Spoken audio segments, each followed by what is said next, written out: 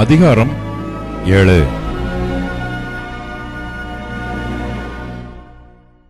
பூமியிலே போராட மனுஷனுக்கு குறிக்கப்பட்ட காலம் உண்டல்லவோ? அவன் நாட்கள் ஒரு கூலிக்காரன் நாட்களைப் போல் இருக்கிறதல்லவோ? ஒரு வேலையாள் நிழலை வாஞ்சித்து ஒரு கூலிக்காரன் தன் கூலியை வர பார்த்திருக்கிறது போல, மாயையான மாதங்கள் என்னுடைய சுதந்திரமாகி சஞ்சலமான ராத்திரிகள் எனக்கு குறிக்கப்பட்டது. நான் படுத்துக்கொள்கிற போது எப்பொழுது எழுந்திருப்பேன், இராக்காலம் எப்பொழுது முடியும் என்று சொல்லி கிழக்கு விளக்கு மட்டும் அரண்டு புரளுகிறதினால் எனக்கு போதுமென்று போகிறது. என் மாம்சம் பூச்சிகளினாலும் அடைபற்றின புழுதியினாலும் மூடப்பட்டிருக்கிறது. என் தோல் வெடித்து அருவருப்பாயிற்று. என் நாட்கள் நெய்கிறவன் எரிகிற நாடாவிலும் தீவிரமாய் ஓடுகிறது. அவைகள் நம்பிக்கை இல்லாமல் முடிந்து போகும். என் பிராணன் காற்றைப் போல் இருக்கிறதென்றும் என் கண்கள் இனி நன்மையை காணப்போகிறதில்லை என்றும் நினைத்தருளும். இப்போது என்னை காண்கிறவர்களின் கண்கள் இனி என்னை காண்பதில்லை. உம்முடைய கண்கள் என்மேல் நோக்கமாயிருக்கிறது, நானோ இல்லாமற் போகிறேன். மேகம் பறந்து போகிறது போல பாதாளத்தில் இறங்குகிறவன் இனி ஏறி வரான். இனி தன் வீட்டுக்கு திரும்பான்.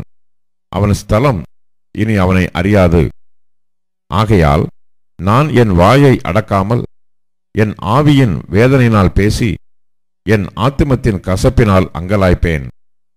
தேவரீர் என்மேல் காவல் வைக்கிறதற்கு நான் சமுத்திரமோ, நான் ஒரு திமிங்கலமோ? என் கட்டில் எனக்கு ஆறுதல் கொடுக்கும் என்றும் என் படுக்கை என் தவிப்பை ஆற்றும் என்றும் நான் சொல்வேனாகில், நீர் சொப்பனங்களால் என்னை கலங்க பண்ணி தரிசனங்களால் எனக்கு திகில் உண்டாக்குகிறீர்.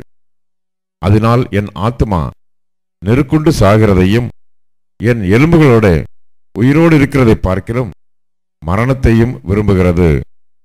இப்படி இருக்கிறதை அரோசிக்கிறேன். என்னாலும் உயிரோடு இருக்க விரும்பேன். என்னை விட்டுவிடும். என் நாட்கள் மாயைதானே. மனுஷனை நீர் ஒரு பொருட்டாக எண்ணுகிறதற்கும் அவன் மேல் சிந்தை வைக்கிறதற்கும் காலைதோறும் அவனை விசாரிக்கிறதற்கும் நிமிஷந்தோறும் அவனை சோதிக்கிறதற்கும் அவன் எம்மாத்திரம். நான் என் உமிழ்நீரை விழுங்காதபடி எத்தனை காலம் என்னை நெகிழாமலும் என்னை விடாமலும் இருப்பீர்?